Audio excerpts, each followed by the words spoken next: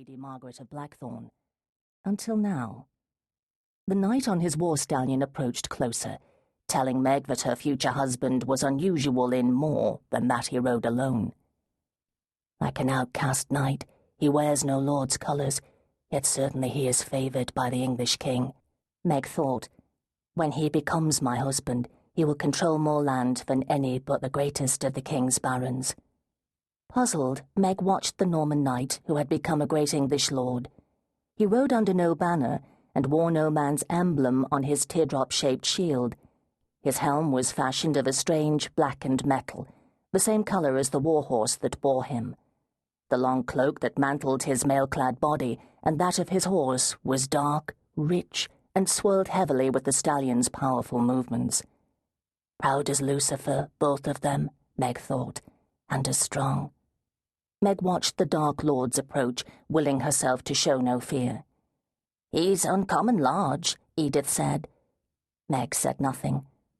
"Does he not appear fearsome to you?" the handmaiden asked. The Dark Knight did indeed look formidable, but there was no purpose to having every servant in the keep gossiping about how their mistress trembled at the approach of her future husband. "No, he doesn't appear fearsome to me," Meg said. "He looks like what he is, a man in chainmail riding a horse, a common enough sight, surely." "To think," Edith said in a bitter voice, "one moment he was a bastard knight, and the next moment he was one of the king's favourites. Though the sword has no land of his own, men speak of him as a great lord."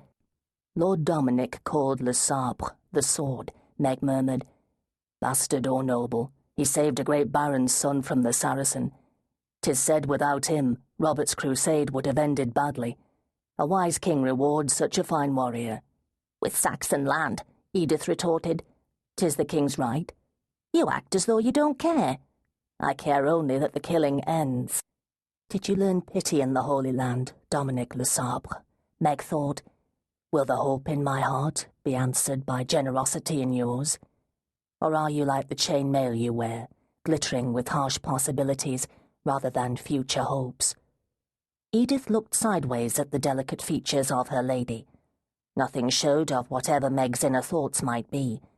The handmaiden looked again at the Norman knight who was approaching the gates of a keep he had taken by promise of marriage rather than by honourable battle. "They say he fought with the coolness of ice and the savagery of a northern barbarian," Edith offered into the silence. "It will do him no good with me. I am neither ice nor warrior." "Glen-Druid," Edith whispered so softly that her lady couldn't hear. But Meg did. "Do you think he knows?" Edith asked after a few moments.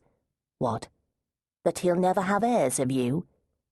Meg's clear green eyes fastened on the Saxon widow her father had insisted Meg take as handmaiden. "Do you often trade gossip with the cotters, villains, and peasants?" Meg asked crisply. "Will he?" Edith persisted. "Will he have sons of you?" What odd questions. Meg forced herself to smile. "Am I a seer to know the sex of my unborn children?" "'Tis said you are a Glen-Druid witch," Edith said bluntly. "Glen-Druids aren't witches. That's not what the people say." "The people say many fanciful things," Meg retorted. "After a year at Blackthorn Keep, surely you know that." Edith looked sideways at her mistress. "The people also speak the truth." "Do they?" "No rocks burst into bloom for me, nor do trees bend to whisper in my ear. What nonsense." "You have a fine hand with falcons and herbs," Edith pointed out. "I am no more a witch than you are. Don't speak of such things to me. Some slow-witted soul might take it for the truth." "'Tis true enough," Edith said, shrugging. "The common folk fear your mother. Make no mistake of it." Meg bit back a sharp remark. Edith could be quite tiresome on the subject of Lady Anna. The tales surrounding Anna's death fascinated the handmaiden. "My mother is dead," Meg said. "That's not what the shepherd's widow said. She saw the ghost of Lady Anna at moonrise out toward that pagan burial place." "The good widow is overly fond of ale," Meg retorted. "It quite turns her wits. Wasn't it she who swore that fairies danced on her milk saucer and that ghosts drank the ale she owed in payment for a piglet?" Edith started to speak. With a sharp gesture, Meg demanded